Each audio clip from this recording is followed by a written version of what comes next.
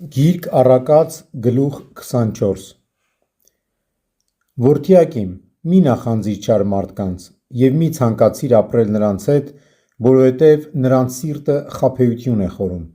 և նրանց շուրթերը խոսում են ցավեր պատճառելու մասին։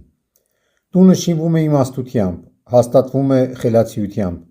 և շտեմարաններն ամեն տեսակի հարստությամբ ու բարիքներով լցվում են գիտությամբ։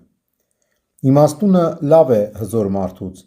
և խոհեմ մարդը մեծամեծ դաստակերտներ ունեցողից։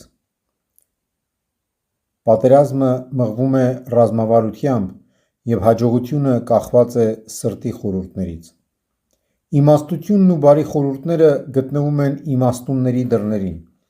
Իմաստունները չեն խոտորվում Տիրոջ խոսքից,